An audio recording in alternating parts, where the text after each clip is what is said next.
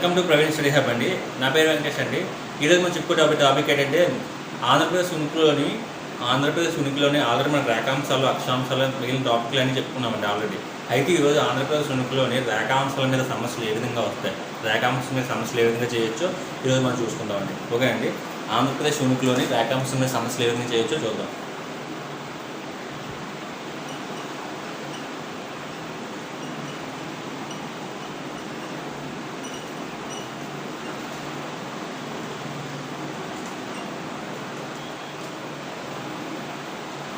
ఆంధ్రప్రదేశ్ ఉనికిలోని రేఖాంశం మీద సమస్యలు ఏ విధంగా చేయొచ్చో ఇప్పుడు చూద్దామండి. ఓకే అండి. అయితే ఈ రేఖాంశం మీద సమస్యలు చేయడానికంటే ముందు మనకు ఒక ఐడియా రావాలండి. అంటే రేఖాంశం మీద ఒక ఐడియా వరిచి ఇంటరాక్షన్ తెలుసుకోవాలి ముందు. ఓకే అండి. అయితే ఇది భూమి అనుకోండి. ఈ భూమి మీద నిలువుగా గీయబడినటువంటి ప్రధాన రేఖాంశాన్ని గ్రీనిచ్ అంటారండి. భూమి మీద నిలువుగా గీయబడినటువంటి ప్రధాన రేఖాంశాన్ని గ్రీనిచ్ అంటారండి. దీని వాల్యూ 0 degrees.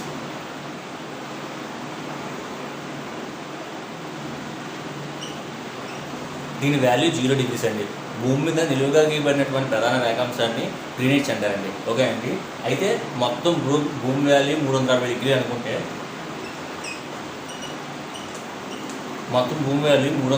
అనుకుంటే, ఈ గ్రీనిచ్ ఏమన్నా 2 భాగాలు విభజిస్తుందండి. పూర్వార్ధగోళం, పశ్చిమార్ధగోళం. ఈ పూర్వార్ధగోళంలో 180 degrees ఉంటాయండి. పశ్చిమార్ధగోళంలో 160 degrees ఉంటాయండి.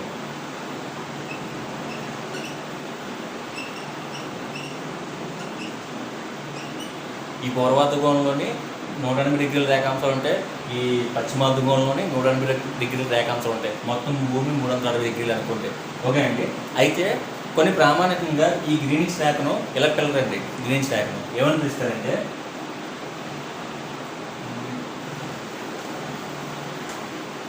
కొన్ని ప్రామాణికంగా గ్రీనిచ్ రేఖ ఉంది కదా, ఈ 0 degree గ్రీనిచ్ రేఖని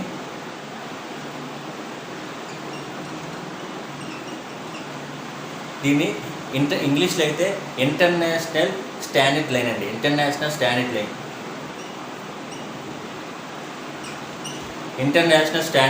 అంటే తెలుగులో అయితే అంతర్జాతీయ ప్రామాణిక రేఖ అంటారండి.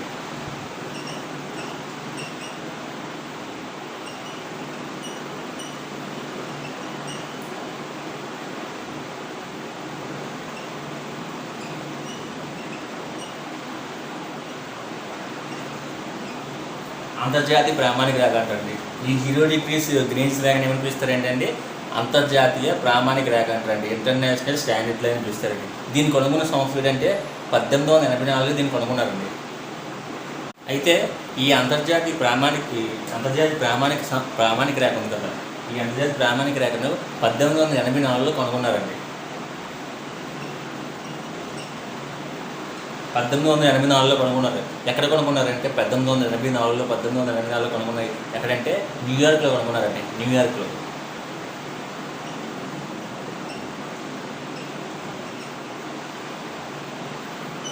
ఓకే అండి.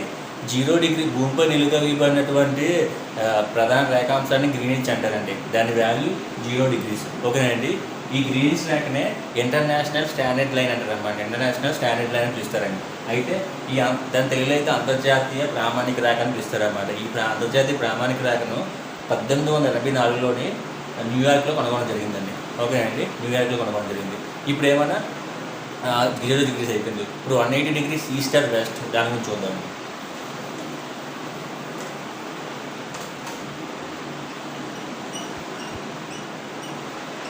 180 degrees ఈస్ట్ అండ్ వెస్ట్ దీన్ని ఏమని పిలుస్తారంటే ఇంటర్నేషనల్ డే లైన్ అండి. ఇంటర్నేషనల్ డే లైన్ అంతర్జాతీయ దినరేఖని పిలుస్తారు దీన్ని.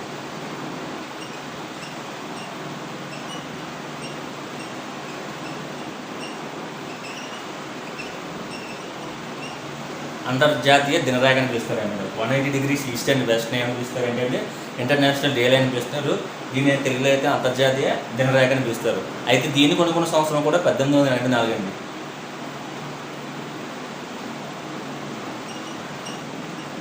1884 దీన్ని ఎక్కడ కనుక్కున్నారంటే వాషింగ్టన్ DC అండి. Washington DC.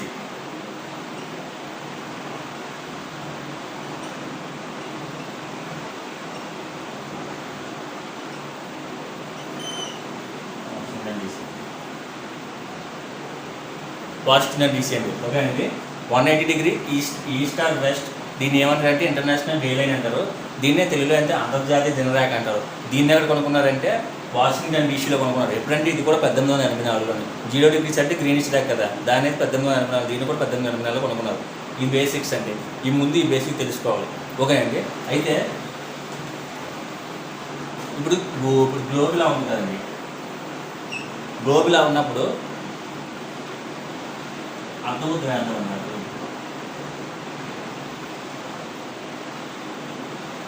అర్థమవుతుంది చేసినప్పుడు గ్రీనిష్ దాకా 0 డిగ్రీస్, ఇది 0 డిగ్రీ గ్రీనిష్ దాకా అనుకుంటే దానికి ఆపోజిట్ ఎట్ అవుద్ది 180 డిగ్రీ ఈస్ట్ ఆర్ వెస్ట్ అవుతుంది.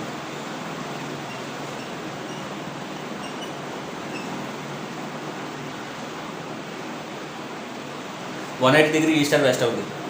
అర్ధవత్తుని తీసుకుందామండి. గ్లోబ్లో సగం తీసుకున్నాం. సగం తీసుకున్నప్పుడు దానికి ఆపోజిట్ గ్రీనిష్ 0 డిగ్రీస్ అవుతుంది కదా, దానికి ఆపోజిట్ ఏదో అవుతుంది అర్ధవత్తానికి 180 డిగ్రీస్ ఈస్ట్ అని అవ్వచ్చు లేదా వెస్ట్ అని అవ్వచ్చు. అలా అయినప్పుడు ఇప్పుడు సూర్యకిరణం ఉంది, సపోజ్ సూర్యకిరణం, ఈ సూర్యకిరణంలో పడినప్పుడు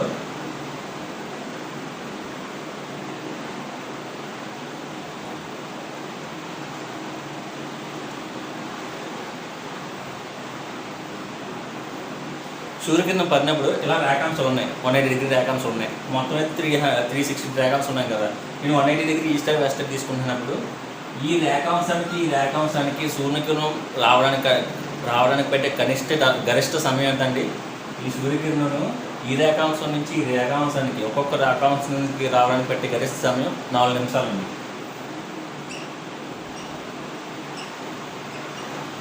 4 నిమిషాలు. ఇలాగా భూమి ఉన్నప్పుడు ఒక రేఖాంశం నుంచి మరొక రేఖాంశానికి సూర్యకిరణం రావడానికి పెట్టే గరిష్ట సమయం 4 నిమిషాలండి. నేను ఇంకా క్లియర్గా అర్థమయ్యేలా చెప్పాలంటే, భూమి తిరుగుతున్నప్పుడు 1 డిగ్రీ తిరగడానికి పట్టే గరిష్ట సమయం, భూమి తిరుగుతున్నప్పుడు 1 డిగ్రీ తిరగడానికి పట్టే గరిష్ట సమయాన్ని ఏమంటారంటే గరిష్ట సమయం 4 నిమిషాలు పడుతుందండి. ఈ 4 నిమిషాల మీద మనం క్వశ్చన్ ఆన్సర్ చేస్తామండి. ఇది బాగా గుర్తుంచుకోండి. భూమి తిరగడానికి పట్టే భూమి 1 డిగ్రీ తిరగడానికి భూమి 1 డిగ్రీ తిరగడానికి పట్టే గరిష్ట సమయం 4 నిమిషాలండి. ఓకే అండి. భూమి 1 డిగ్రీ తిరగడానికి పట్టే గరిష్ట సమయం 4 నిమిషాలండి. 4 నిమిషాలు లేదా 4 నిమిషాలు. ఇది బాగా గుర్తుంచుకోండి, ఇది బాగా ఇంపార్టెంట్. దీని మీద మనం సమస్య చేస్తామండి. ఓకే అండి.